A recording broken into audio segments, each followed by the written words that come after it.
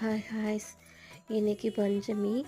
இந்த வருஷத்தில் வர மார்கழி மாதத்தில் வர முதல் பஞ்சமி. அதனால் கோயிலுக்கு கிளம்பியாச்சு. தேங்காய் பாத்திரம் வாங்கிக்கிட்டு விளக்கேற்ற வந்துட்டோம். நேராக வராகி அம்மன் கிட்டே போயிட்டு விளக்கேற்றிட்டு அப்புறம் சிவனை வழிபட்டுட்டு அங்கே இருக்க சாமிகள் எல்லாமே வழிபட ஆரம்பிச்சிடும். இந்த கோவிலில் எல்லா சாமிகளுக்குமே தனித்தனி சன்னதியெல்லாம் இருக்குது. ராகு, கேது, சந்திரன், சூரியன், சிவன், அந்த எல்லாத்துக்குமே தனித்தனி சன்னதி இருக்குது.